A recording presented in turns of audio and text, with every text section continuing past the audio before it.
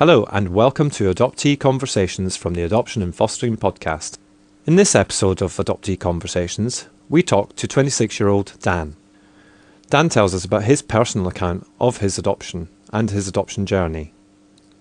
From being adopted as a baby, within his birth family, and how it's affected him in later years.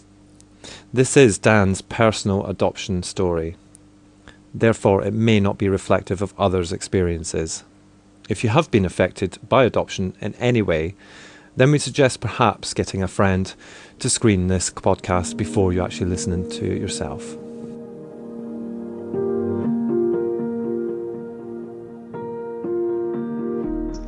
So I am with Dan, and Dan is an adoptee. Is that a term that you associate with, or I would say it was a term I've only recently associated with. Really? I've always just referred to myself as adopted. I've never thought of myself an adoptee until recently, but I like it. Yeah. Okay. That's good. So tell us a bit about you and your kind of background, if that makes sense. My adoption story. Yeah. Just tell us what you want people to hear. The good, the bad, and the very ugly. There's nothing ugly about me. I am 26, but when I was born, it happened pretty quickly. My birth mother realised that she couldn't give me the care that I needed. And so I went to live with my grandparents for around 6 months. And the story goes is that they were getting a bit old and frail, and they went on holiday, and I went to live with my auntie and uncle for the 2 weeks that they were on holiday. I never really went back. I was adopted in family, which at the time you couldn't be legally adopted in family. It was classed as a legal guardianship, but now it is classed as an adoption. I was taken under the legal guardianship of my auntie and my uncle, so my birth mum's sister and her husband, who already had 3 children between them. And I have a real brother, if you like, a genetically real brother on my mother's side. But I don't class them as my family anymore. I class kind of this new version of my family as my only family, because they're all I've ever known. And then it wasn't until about 4 years ago when I started writing and talking about this that it became something. And ever since then, it's been a bit of a wild journey. I would say more so in the last 4 years has it been different, and have I only grasped the full understanding ever since I started talking about it so publicly. I kind of spent the years before that just accepting it and never really questioning it. Which isn't healthy, as a side note. Don't do that. So that must add, I mean, so adoption in the UK at least is, I mean, it's already complex enough with, kind of the reasons for coming into adoption, but that must add another layer as well in terms of, still that connection with your first or your birth family. Sorry about my terminology, but that must add quite a complex layer to it as well, because it's always there.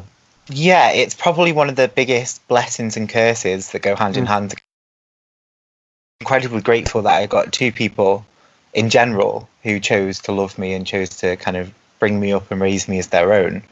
And as a side note to that, I got to stay close with my cousins growing up, and my grandparents. I was still part of their life, and I was still very much part of my genetic life. I was still part of that life, but then again it's a curse, because even now, every funeral, every wedding, every family event, I have to sit across my birth mother, and that's where it gets complicated. That's where it gets very hard sometimes, because it's a curse as well, because every family event, every wedding, every funeral, I have to sit across the table or the room from my birth mother, and it means that she's still connected enough that it serves as a reminder, but she's not connected enough, and that's mainly my choice, that it serves as a reminder that holds me back, if that makes any sense. Like, it's there, but it's not in the forefront of my mind. It's somewhere in the background, which it's a blessing and a curse. So When did you? I mean, was there a time where you didn't know you were adopted? Again, I think I'm one of those, what are they called? Anomalies. Is that the word? Is that the word? I'm an anomaly. No, I am different when it comes to adoption, I think, because I don't ever remember being told one way or the other. Conversations happened, and I can pinpoint conversations when I was 7, 8, 14, trying to learn and understand what was going on. But I don't ever remember not knowing that this was my situation, which I think is a good thing, because it either never happened as a big sit down conversation, or it wasn't traumatic enough that it stuck out in my brain and kind of is something that I constantly fall back on. It's for me, it feels like a natural progression of learning over the years. And I've spoke to a few other adoptees and people in my circle as well, and they tend to agree that the best way to do it is naturally, so that it doesn't come as a shock. It's not a surprise. Yeah. So that's, I mean, like I say, that probably adds another layer to it, but not just for you. I mean, it must kind of put in another layer for everybody around you as well. I mean, it's not about them, but do you feel the pressure of that, or is it just something that you've come to kind of accept and get on with? That's a good question. It 100% adds another layer, because of what happened and the events that have happened since. And I mean, my auntie and my uncle who adopted me have witnessed me growing up in anger and resentment at times. So it's definitely changed the way that my mum sees her sister, for example. And that then, because of the person I am a typical Pisces. I carry guilt. I carry a lot of weight on my shoulders. So I do feel responsible, because I almost, by staying in the family, which is what everyone wanted, I almost divided the family in some sense, because it has, over the years, it's caused a lot of problems, and it's caused a lot of arguments, and a lot of resentment has been passed back and forth. I think the very important thing that my family as a whole set out from day one was that once this happened, it was final. There was no going back. My mum was never allowed to knock on my door at 2 o'clock in the morning and demand that she could take me back. And likewise, my mum and dad now could never knock on her door and say, we've had enough, take him back. That the family decided as a unit from day one that this was it. It's final. There's no going back. So I think that saved a lot of arguments for us. And probably a lot of conversations, which is a good thing. But yeah, I definitely do feel a bit of responsibility for the divide that it caused, even though it's not my fault. As adults, we decide for ourselves. We get to choose which path we take as adults. So it's completely their decision how they feel, if that makes sense. Yeah. But yeah, it doesn't stop me from carrying a bit of responsibility. Yeah. And that must be. Sometimes that must be fine, but sometimes that must come to the. I'd imagine. I mean, I'm just assuming. I don't know. Oh, 100%. I mean, I have a lot of resentment, a lot of very current resentment. I go through waves, but at the minute, I'm really, really resenting my real brother, because he got to stay with our mum, and he got to live the life that technically I should have been a part of, if you were looking at it realistically. So there's a lot of resentment there, but it was never his decision, and it was never my decision. So the resentment almost falls on deaf ears, because no one's to blame for me and him being in the situation that we are. But it's very much like the musical Blood Brothers, where I don't know if you've ever seen it, but when I have. I was the narrator in the Year 7 version. Oh, really? Well, I went to see it in the West End. That was the first musical I actually went to see. The irony, because I was not involved in this at that point. But yeah, go on. Sorry.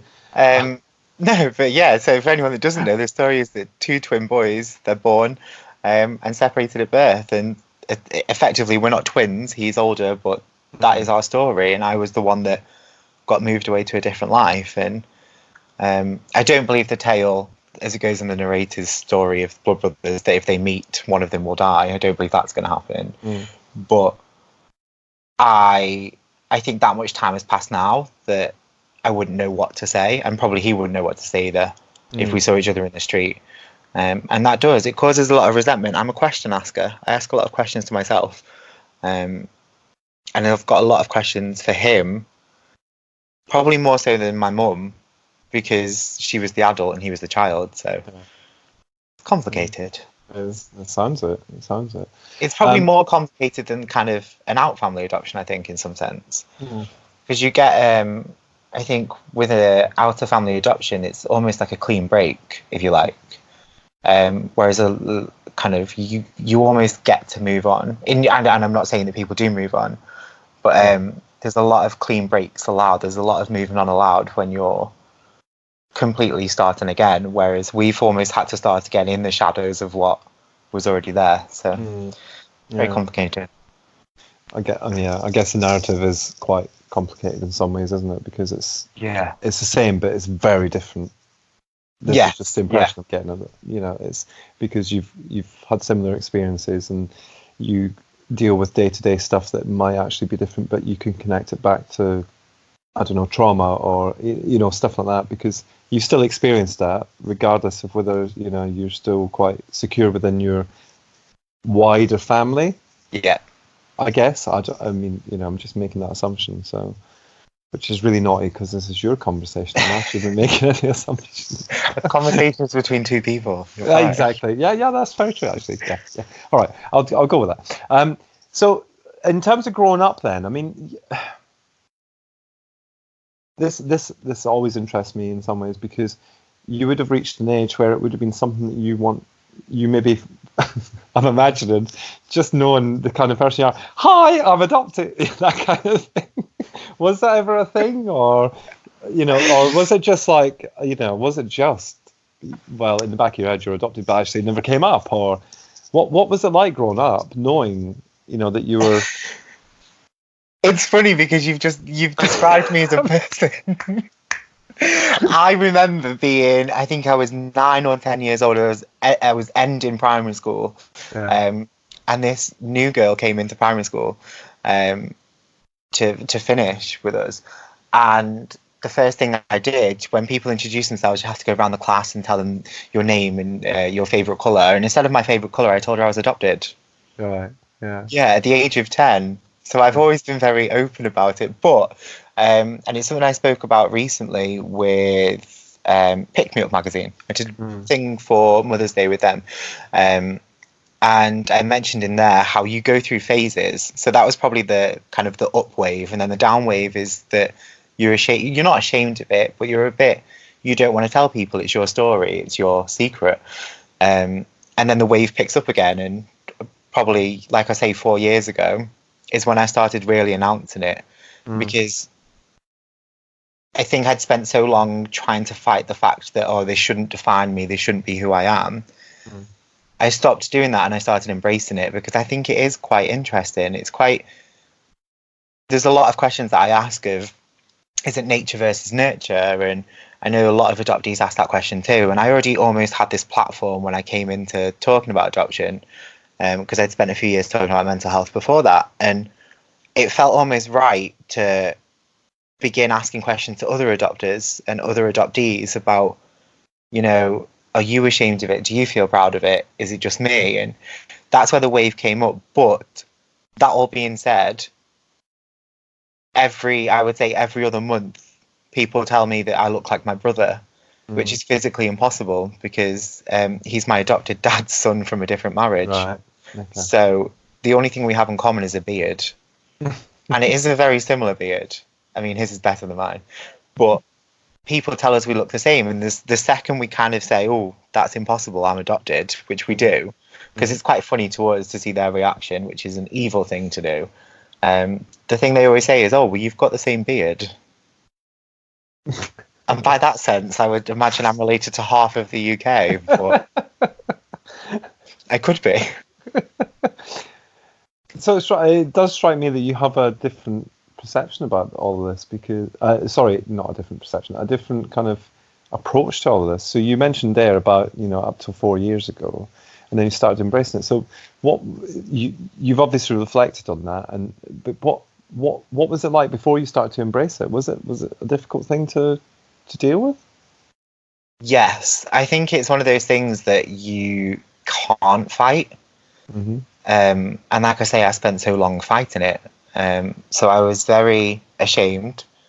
of the fact that, I think for me personally, it was the fact that it wasn't the fact I was adopted. It wasn't the fact that I was adopted in family. It was the fact that I was adopted and my brother got to stay, because it brought up, and it still does bring up from time to time, this whole, well, why wasn't I good enough? Or, what made us different in that sense. And logistically and factually, what made us different was that he was already developed. He was 4. So he was a child. He wasn't a baby. And so probably it was easier for me because he already had his life. He already knew who his mum and dad was. But that doesn't stop. That's what I've spent most of my life being angry with, is the fact that he got to stay and I didn't. And I spent so long doing that in silence that anyone who talks or deals with mental health will know that doing it in silence is the worst thing you can do, because it just swirls round and round your head. And unless you're putting it out there, it's got nowhere to go. So it builds. And up until 4 years ago, that's all it did, was build. And it's not a good place to be. Yeah. So do you think, your mental health is as a result of kind of carrying that at the time? Yeah, my mental health, 4 or 5 years ago, mental health was a bad place for me. And it was all down to that. There was a number of different things in my life, but they all stem back from my adoption being the first one. And I think you do. I think you go through phases with adoption. I called it recently the second childhood, because I think once you accept it, so post 4 years ago, once you accept and understand and start to work through it as an adult, I think you start to learn more about it consciously and maturely, because growing up, you're stuck in this infant head or this child's head, wondering why you weren't good enough for mum and dad. That's the only question you ask yourself. And that's where the mental health builds, because as you get older, you realise, well, if I wasn't good enough for mum and dad, am I not going to be good enough for X person or Y person? Or and then it carries on, and you always try and better yourself, but by bettering yourself, you're exhausting yourself, because you're not going back to you're not understanding the root of the problem. And I think, definitely up until 4 years ago, that's what I was doing. And it's only post 4 years that I've learned to understand it. And I've learned to ask the other questions surrounding it of, well, if my mother and I couldn't be together, why is that? And let's learn the facts about it. Let's not just ask yourself the question. I think one piece of advice I give to everyone is, if you can, and if it's safe to do so, always ask for the facts, because they help. Wow.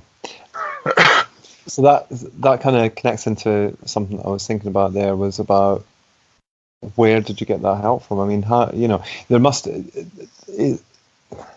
we know, because we do have ears and we try and listen as much as possible as kind of adoptive parents, that mental health's a big issue. It's a big issue generally at the minute, but especially when it's our own kind of community, because and by community I'm talking, I like to think that we're all part of one community, regardless of how we've been thrown together. And mental health is a massive thing for our community. So was there things that there must be a tipping point for you? I'm stumbling a little bit because I'm just not sure what question I'm going to ask you, but I know what I want to ask.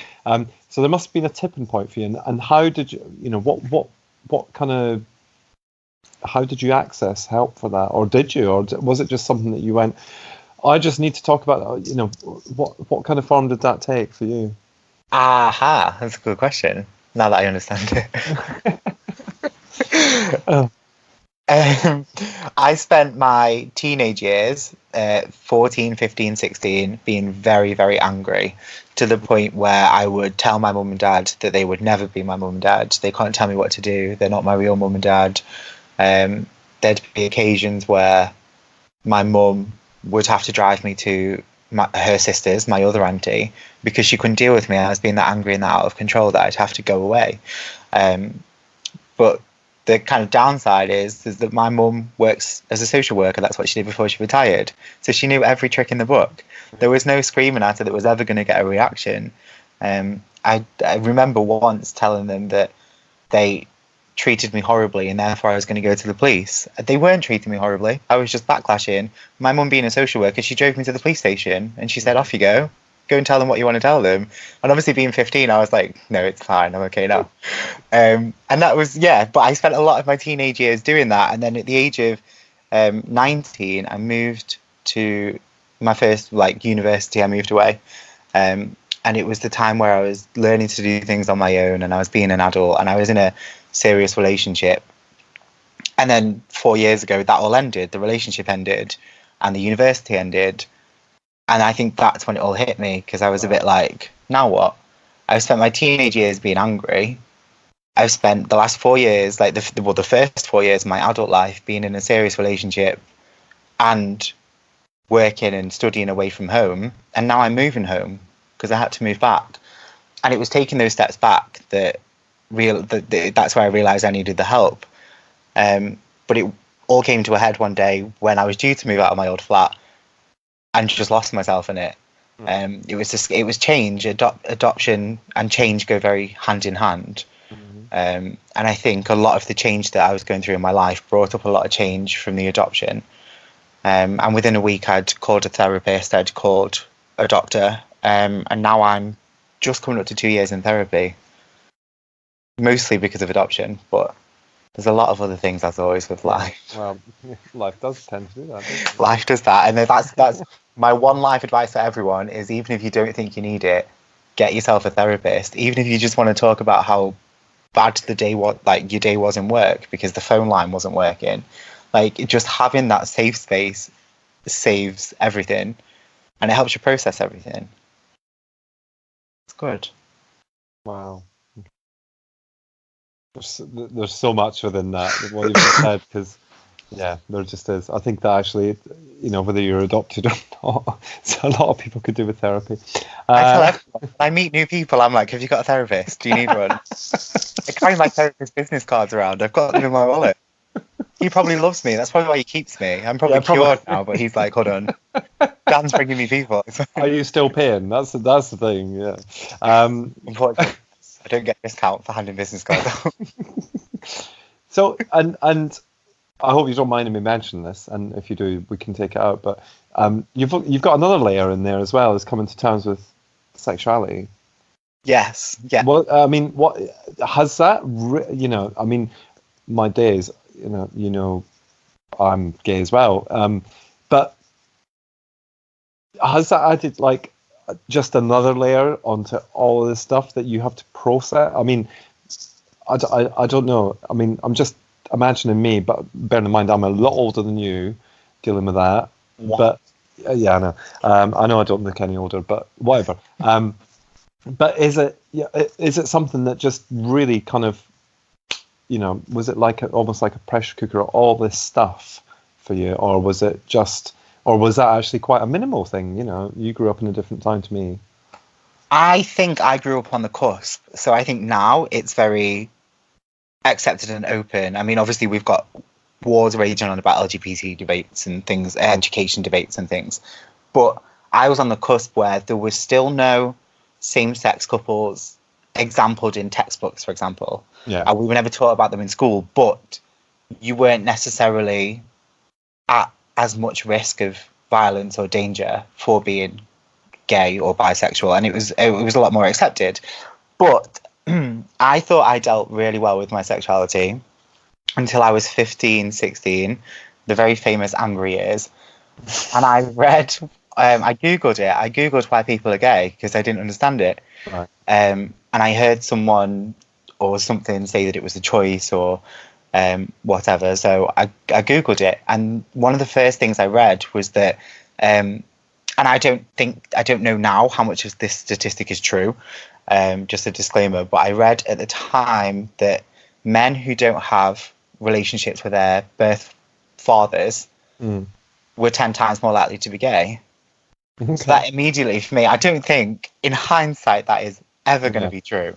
But at the time, I believed it because I latched onto it. I was like, oh, well, I don't know my birth dad, and I think I'm gay, so that's the match. There's the match. And I spent a long time then being angry at him. And I've spoken about this a lot in my own life and online, but I don't feel anything towards him because I never knew him. He was out of my life before I was born, and I've never seen him since. And that's fine with me. I've never felt any resentment because he just backed off. He just went off and lived his life. But it's the first time I remember being really, really angry at him, because at the time, and I don't know if you went through this when you were kind of understanding your sexuality, but you fight it a little bit, or you decide that, you know, you want to be normal, quote unquote. You want to be straight. You want to have, at the time, wife and children. And I remember being really angry at him for not allowing me to do that. And therefore, I was forever, in my opinion at the time, going to be scarred and different because he left me. Now, as a 26-year-old, in the world that we live in, I realise how ridiculous that sounds. And yeah, but I think at the time, I was very, very, very angry at him for it. Very angry. So it added a whole nother layer to it. Yeah, that's interesting. It's interesting how it connects back to that as well. So there's, at the time, you were, from what you've just said there, in my head, sorry, but you've connected those kind of early thoughts about your sexuality back to your experience of being adopted. Yeah. Yeah. I have to switch myself off from doing that these days. Because I think it's very easy, because we're, as adoptees, looking for answers almost all the time. And It's very easy for you to not switch off, to constantly ask it, down to really, really minimal things like, oh, did I just do that because I'm adopted? And it could be as simple as forgetting your umbrella when it's raining outside. Like, but your brain is like becomes ingrained and entwined to constantly ask yourself that question. You know, did I do this because I'm adopted? Am I doing that because I'm adopted? Yeah. You definitely have to switch yourself off, otherwise you end up completely losing yourself in it. Yeah. You've given me a lot of food for thought with this, I tell you. No, it's just really interesting because, you know, we all have our different experience of, you know, finding ourselves, sexuality, but just adding that other layer on there must be almost like a mind-numbing kind of thing. It's exhausting. Yeah. So, and as an adult, because you are a fully fledged adult now. Just rolling my eyes. Yeah, it's not all it's cracked up to be, is it? What's kind of, you know, because anybody who follows you online will know that, you know, you're very open and honest about how you're feeling on a day-to-day basis. But too honest, some would say. Well, do you? I mean, is that a connection, or is it just that you are the kind of person who just shares, or, you know, I mean, do you find that that's about your kind of your life and stuff like that, or is it just, you know? I think naturally I'm very confident in oversharing because, I mean, very cliche, but in primary school, high school, college, and university, I studied performing arts. That's all I did, was stand on a stage and deliver. And then when university ended, I had no stage anymore, so Twitter became my stage. But that aside, obviously I was adopted, and then at 15-ish, I met my first boyfriend, which is very young. Yes, very, very young. And I was with him for nearly 3 years. And then he took his own life on Halloween. And then if we fast forward to last year, my mum was diagnosed with breast cancer. And at these points in my life, it's not so much about, oh, I must share this story, it's juicy, or it's headline grabbing. It's more, at the time, I've never known, or I've never been with people who are going through the same thing. And I think loneliness has been the hardest bit for me to deal with, because, you know, it's very hard for me to turn around and say to my best friends, oh, when I was adopted, or, you know, I saw my real mum in Asda last weekend, which was a heart-stopping moment, but I had no one to tell. So my first thing to do was tell Twitter, because it's full of this community where, you know, and most of it is down to the adoption conference last year, may I add. That's where I met most of the kind of adoption-related people. But they all jump to it because they understand it, or they at least can empathise with how that must feel. And I almost don't want to put that on my real life best friends because they don't understand it, and I think it would hurt them more to not understand it. So at those points in my life, the adoption, the suicide, my mum's cancer last year, it was very easy for me to put it online.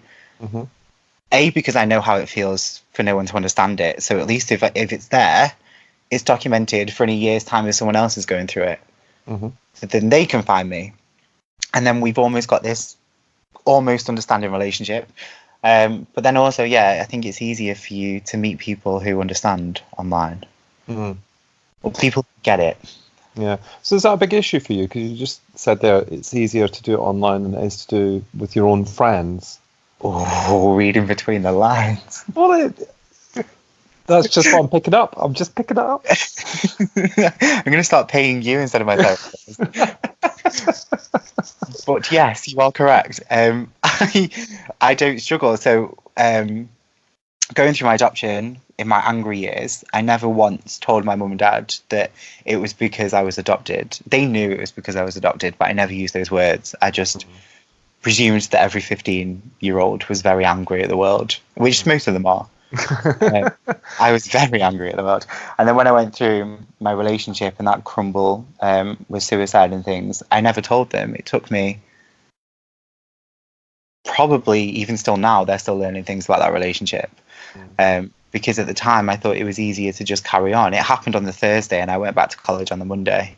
And I didn't tell anyone. I just carried on my life because I'm not someone who likes to burden other people with their problems in person. But if you meet me on Twitter, I will burden you with everything. Only because it's easier. It takes away that someone can't look at you like they're disappointed. Right. And if I don't like what they're saying, or if they don't like what I'm saying, then it's a matter of unfollow, block, remove. This isn't working. Let's carry on. Whereas, no one wants to face the disappointment in real life. That's something that I have to deal with quite a lot. Yeah. I can imagine you do. Because as a human being, I think that people would hate for people to feel like that. I would imagine the majority of us. But if that's, I guess that must be almost like a coping mechanism for you. Yeah. In some ways, because you don't want to be put in that. I'm just making this assumption. You don't want to be put in that position where you feel like that. So actually, it's easier to kind of put it somewhere else. Yeah. So then, if it does happen, which I would imagine it wouldn't, but I just, I don't know. I think these days I'm very different to kind of how I used to be. So I find it very easy now to sit down and tell my mum what's going on or tell my friends what's going on. But I still find it easier to put it in 240 characters and tweet it, because just in my opinion you're still getting it out there, and it's not healthy and it's not the best way to do it by any means. But I think once it's out there, and then you can almost close the chapter and carry on. You can kind of leave the book where it was and then just move on with your life, which doesn't work, especially in today's age, because we are all so connected through social media now. I had my Twitter anniversary the other day where you get your notification, and it's 10 years I've been on Twitter. And back when Twitter started, you could tweet this kind of thing and no one would reply because I had 12 followers. No one cared. And now here I am, a couple of thousand followers later, and people care. So you can't do it as much anymore. Maybe I should just set my own kind of locked Twitter up, just no followers, just tweet it. I don't know if you would use it then, would you? No, I wouldn't. I care too much. My blog, that's what my whole blog is about, is kind of, if I share it on there, it's out there. My mum's emailed subscribed to my blog recently, which I think is adorable. And now she comes to me and she's like, oh, I read this. And she like kind of almost prints it off and highlights it when she's like, oh, page 3. And then she goes through it. But that gives her the power then, which I appreciate. Like, she can then come to me when she's read something or she wants to understand more. It doesn't have to be me sitting down trying to make her understand, which I think is where a lot of the fear comes from in general life, not just with my mum. Yeah. She's not that scary. No. Really interesting. So I've got one last question for you, because you touched on, you've mentioned it a couple of times. You went to university, which is 3 times. More than I have. Only though. Oh, right, okay. But it's an interesting thing because the kind of majority of young people who are adopted within the last, well, I don't know. I mean, it's difficult to put a time frame on it, but they have so many issues around education. Do you? I'm not putting words into your mouth, but do you think there was any issues with you within your education experience that came from adoption, or do you think actually it didn't really affect that, with the exception of oversharing with your new classmates, obviously? I never struggled in primary school, never once. And then the only struggle that ever came, adoption related, was nothing to do with my actual education. It was more when there was a school trip and your parents would have to sign the form to say you could go. My mum and dad would have to circle the legal guardian box. And I remember that being a big issue for me. And I don't know why, but it was never the issue that it was happening to me. I felt really sorry for my mum and dad having to tick that box rather than just ticking the mum and dad box. And it was only when I was in my last year of high school and we were going on our residential trip that I told my mum to tick the real box because no one would know. I mean, they probably knew because there was years of permission slips from before that. But I did my first university. I did for 11. Coming up to 11 months. I went to Leeds, and I dropped out. I quit because I didn't like being away from home. You could argue that was adoption related. Maybe I didn't want to be away from it, but at the time I just remember being incredibly homesick, which now never happens. I'm not a homesick person. I like to be away. I like to be constantly moving. But yeah, it took me 2 attempts to get university right. And I think the only reason I passed the second time is because I already had friends when I went there. We all went as a collective. There was 4 of us that went together, and we lived together, and we studied together, and we worked together. So it was familiar. I think a lot of adoptees, myself included, struggle with when things aren't familiar, especially long-term settings. So I think the prospect of university is quite daunting because you're changing your life for 3, maybe 4 years. And it's the first time that a lot of people are away from home. Yeah. So yeah, it is a daunting experience. But I think the best thing I did the second time around was going to a local university. Right. I still lived away, but it was 12 minutes on the train from where my mum and dad's house was. Yeah. It was close enough I could run back to, but far enough I could still get in trouble and them not know anything. Oh, your poor parents. I know. Can't wait for this to air. She's going to come with another list of highlighted moments. I'll send her a manuscript. What's it called? Anyway, it's been really interesting because you've got another kind of, you've got a different. Everybody's got a different experience of adoption, and the one thing I did want to ask you, Tom, was, well, there's 2 things I wanted to ask you. What the chance of kind of people who are kind of 15 are very slim listening to this, but they might pick it up. What would you say to two different people? One who's adopted, who's a young man who's adopted, who is angry, who feels like you did at 15, and the other question is, what would you say to that same person with questions over their own sexuality? So there might be one response to this, there might be 12 responses to this, I don't know, but what would your advice be? The first question, I think is the toughest, so I'm going to try and tackle that one first. Go on. I think the best tip that I was ever given, and I was only given it kind of in the last 2 years by my therapist and then my mum, was that it's okay to be angry. It's okay to feel it. It's okay to have questions and feel resentment or feel anger. It's something that you are going to feel on and off over the years as you come to learn new situations or you come to revisit things as an adult. But it's what you do with the anger and it's what you do with the resentment that's the most important bit. Lashing out and telling your mum you're going to call the police and then have her drive you to a police station knowing you're not going to do anything is not the best thing to do with it. When I was 17, and I was in college, you could finally pick what you were doing with your life. And I think one of the best things I ever did, and this will go into a whole other argument of the education system, but one of the best things I ever did was pick a creative course, something that allows you to express yourself in a different way.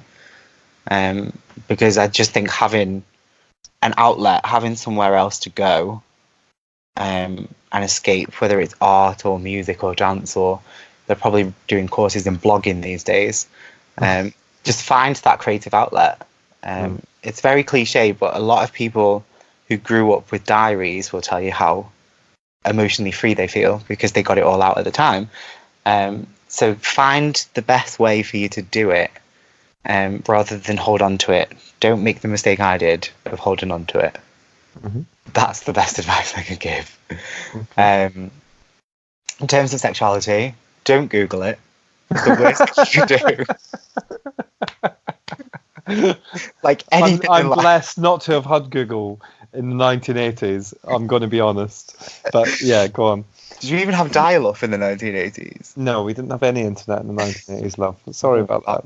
Yeah, I know. Yeah. Born in the right time. Don't know how we lived our lives. Anyway. Yeah, don't Google it. Do not Google anything. That's my best advice for life. It's really hard because I think people develop at different stages. So someone might, at the age of 15, might realise that they're gay. Some people at the age of 15 might be questioning whether they are, and some at 15 may think they're straight, and then in 10 years' time they're ready to kind of understand and accept that they're not. But I think feel it out safely. I think education systems are a lot better these days in offering support and offering help. Because even when I was there 10 years ago, I left high school this year, and there was nothing. There was no LGBT support group. There was no teacher that I knew I could talk to about these situations. And I think that would have been a massive help. That would have been something, you know, we trust adults as teenagers and as kids. And I think finding that adult that you can trust and confiding, I think that is the best thing you can do, because sometimes you don't want to go home and tell your mum, or sometimes you don't want to tell your best friend because at the time you feel scared that they're not going to be your best friend anymore. But I think and this might be controversial advice, so I apologise in advance, but I think if you are questioning your sexuality at whatever age, I think it's important to know that you have to go on a journey, because then in 5-6 years' time, that questioning stage, it doesn't necessarily matter anymore. You've come through the other side, and embrace who you are. It's Pride Month, after all. It is. You are correct. Pride Month. You are correct. There's a lot of debates going on about that one. Yeah, well, you know, that's just life, isn't it? Yeah. Yeah. Embrace it. Find yourself.